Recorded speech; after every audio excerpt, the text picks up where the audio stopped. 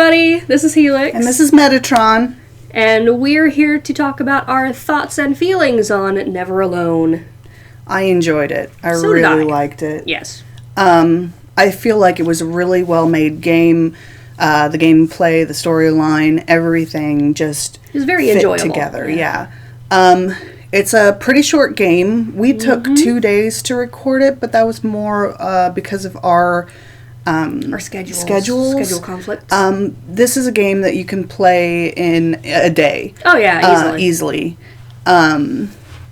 It has set chapters. Thank you. I'm all over the place. Set chapters.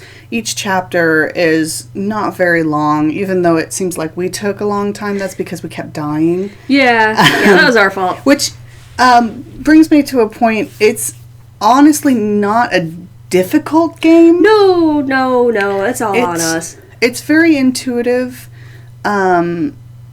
without being, too easy. Yeah. It was enjoyably complex. There's the word. Yeah. You had to control two characters, each with different things that they could do. It also had the option of being co-op. Yes. Like, honestly, Yeah. I could have played the Somebody can play Foxy Fox. and somebody can play Nuna. Yeah. Which is, I think is cool because I've always loved co-op games. That's why we're a group game thing and not one person. But I loved the storyline, which is the big reason why I bought it. I was going through the PlayStation Network to find some games, and this came up, and it said that it was an Inupiat storyline made by the Inupiat people. Like, they were all so involved in the making of this game, producing it, writing it, creating it. Yes. Which I think is really important because they don't get nearly enough representation. No. But it's basically one story, and it's told like the oral traditions. Yes. Which is a big thing. By the thing. Owl Man. Yeah, by the Owl Man. The Owl that's Man in that. narrates. Yeah. And I think that's really cool how they bring that in, the oral tradition of passing down stories. So it's narrated like a guy is telling, like the Owl Man is telling you the story. And they also bring in things like Scrimshaw. The illustrations. The little illustrations, the moving illustrations that were the cutscenes that look like scratched drawings. That's the style of Scrimshaw, which is the practice of carving basically line drawings into traditionally things like whale bones and walrus tusks, ivory. That stuff's a bit more scarce now. Well, and, the ivory is illegal. Yeah. So they've adapted to using black plastic in the shape of whale bones and things like that. So now the colors have been switched. Instead of black lines on a pale background, it's a black background with pale lines etched in. Yeah, and I really think it was cool that they involved that. And to be honest, I didn't know that's what it was. For the longest time until we got to the cultural insights. Which, remember all those owls we kept finding? Those each unlocked a short video called a cultural insight, in which an Inupiat person, when I think who was involved in the game, would tell you something about what was going on. Something that had to do with their culture, their personal experiences usually, and explained why it had something to do with the game. Yeah, that's honestly where I learned about what the little spirits, the Aurora spirits, the Aurora were. spirits. Their children that had died when they were children, and they became the Aurora, and they're used to warn children not to go outside when it's dark and all of these things. It's very much like our fairy tales, don't do this, don't do that because this will happen. And it was really cool learning those things. I highly recommend that you buy this game.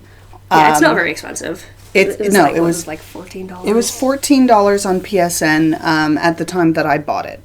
And I feel like it was worth that and more. Oh yeah, it was very interesting. Because we learned so much about a people that, we didn't know a whole lot about. And I feel like it's important to know those things. And also, I mean, just as a game, it's enjoyable. Yes, it's a plain and simple puzzle platformer. It was a 2D platformer. Reminds me of the platformers of my youth. That did 3D very well. Yeah.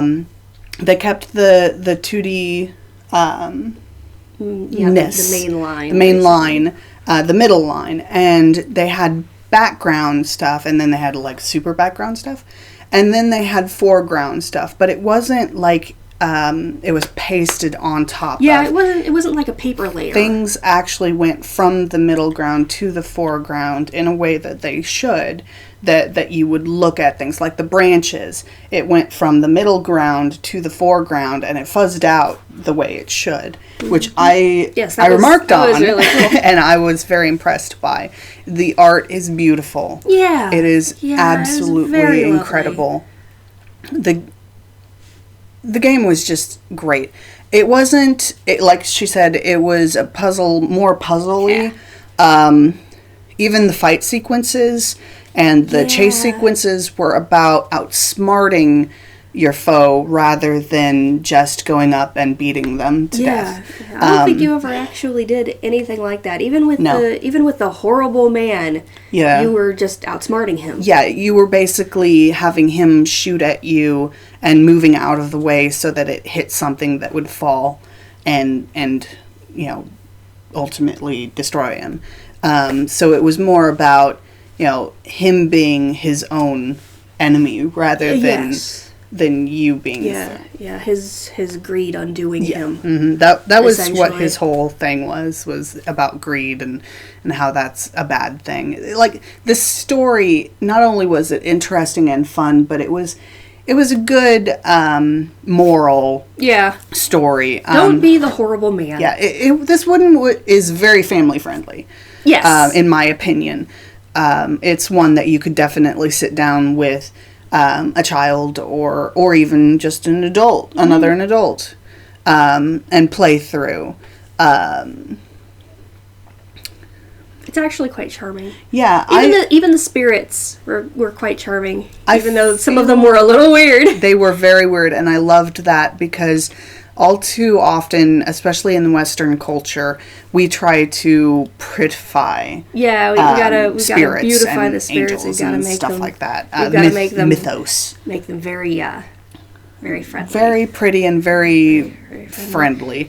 And there are a lot of cultures that don't have that. Like, they don't bother with that, and I think that it's like, that is great. These are the unknown. Yeah, we fear them because they're unknown, not necessarily because they'll harm us.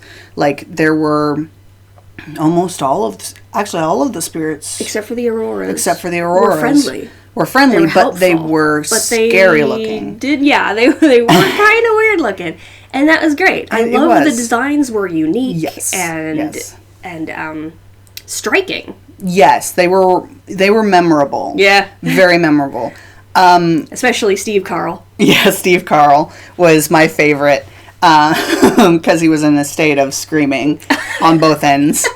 But I feel like replay value, even though you'd be going through the same motions, I feel like it's something that you could replay pretty often. I think so. It was so enjoyable. Because I know it's just well, it's kind of like Mario. So nice. Yeah, okay. So Mario is Mario replayable. Mario is charming. Mario is fun, and that's what I was looking for. There isn't really a mean bone in this game's body. Mm-mm, no, it was all about just being intelligent and being enjoyable, being clever, being witty, and I liked that it was a child that was being put into this intelligent... It was a little girl who was the smart, clever one. Yes, and I feel like saved her whole village. That's important representation as well, because in our society, at least our society, a lot of times, younger women especially, but younger people as a whole, get dumbed down, disregarded, get treated like they're stupid, and they're not. They're so smart, and they know what's going on. And I feel like we need to show that a little bit more, and this game does that, and I really appreciated that. So, this is a good game. Very good game. We enjoyed it very much. We had quite a lot of fun, and we hope that you did too. Yeah. We want you to go out and try this game, and come and tell us about your experiences, how you felt. We have links down below in each of the episodes of where you can buy them, depending on what system you have. I don't know if they had it for the PC. I know they have it for the consoles. But just have a look. Go play through it.